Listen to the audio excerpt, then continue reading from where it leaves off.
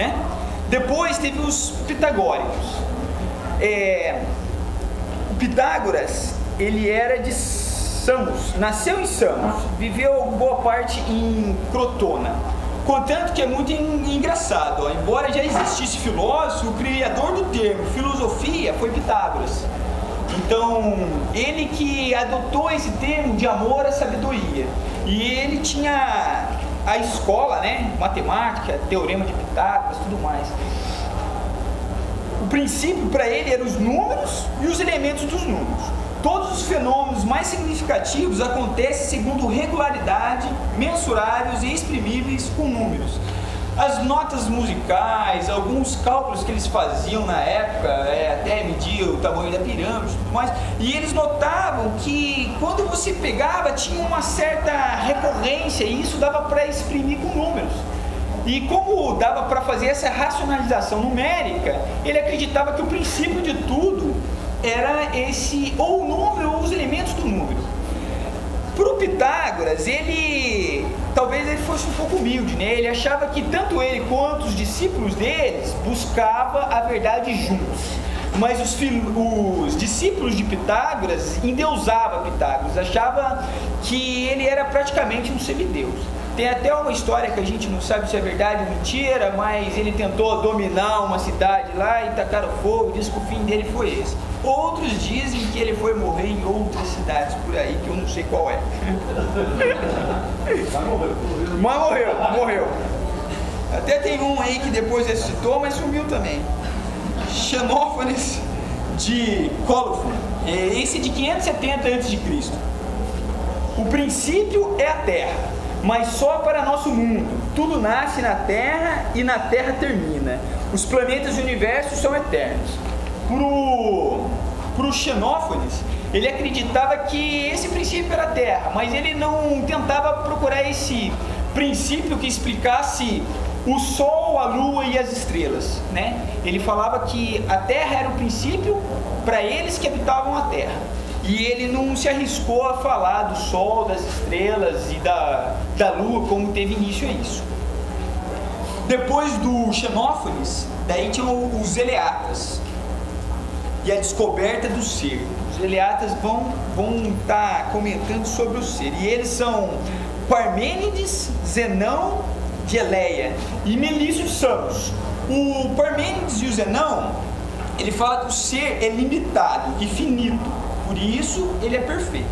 Já Melício, que estava um pouco depois, embora faz parte desse conjunto, mas o Melício já falou que o ser ele é perfeito por ser infinito, né? Aí é a única discordância desses três, porque quem começa esse pensamento é Parmênides, e Zenão e Melício abraça o discurso de Parmênides. Só o Melício que vai falar do infinito como perfeição, e o Parmênides fala que não é infinito, que tem um espaço delimitado, por isso que é perfeito. Mas a visão deles, o que eles viam nisso é assim, olha, ele falava que a verdade é absoluta. O ser existe e não pode não existir.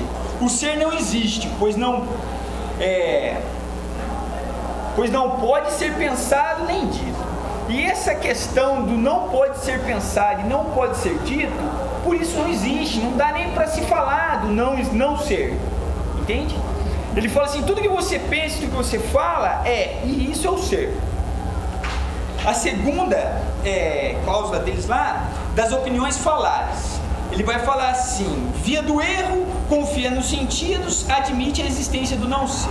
Quando a gente para avaliar os nossos sentidos, ele vai colocar em certa contradição aonde poderia abrir margem para o não ser. Mas ele fala que isso é um erro, é um equívoco, é a via do erro. E aí ele vai falar a via das opiniões plausíveis. O testemunho dos sentidos devem ser radicalmente representados e redimensionados em níveis de razão. A única verdade é o ser não gerado, incorruptível, imutável, imóvel, igual, esferiforme e uno. Todas as outras coisas não passam de nomes vãos. Quando ele vai falar aqui esferiforme, seria o discurso do Parmênides. Isso o quê? Eu acredito que esferiforme é em forma de esfera. Ficou claro? Poxa, isso aqui teria uma metade, ó. Tô quase desenhando pra você. Vamos lá, o caminho... Você vai desenhar mesmo. Você vai cair na prova?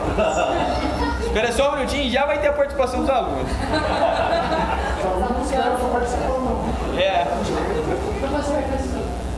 Então, o caminho da verdade é o caminho da razão e o caminho do erro é o caminho dos sentidos. Afasta o pensamento. Olha, eu até anotei essa frase que quando eu olhei no livro eu achei tão bonito, tão legal, eu até interpretei na hora que eu estava lendo. Isso aqui é a frase do Parmênides, né?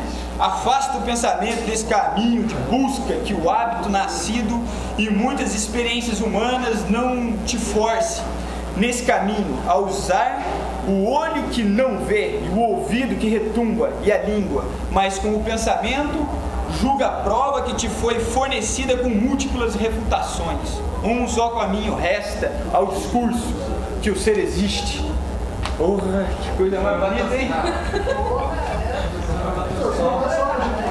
Então tá bom, olha, eu já vou deixar, eu teria que falar dos pluralistas e dos físicos ecléticos. Mas como a sala tá chata... Então pessoal, ó, a ideia, depois dessa primeira aula falando dos físicos, seria que todos os alunos trouxessem uma proposta de início original. Né? Eu quero que vocês pensem como os filósofos pré-socráticos pensaram e imaginem uma proposta original do início de tudo, como tudo começou. Mas isso tem que ser argumentado e fundamentado. A opinião de vocês tem que ser válida, mas vocês têm que argumentar, têm que trazer um alicerce para essa opinião. Isso ficaria para a próxima aula.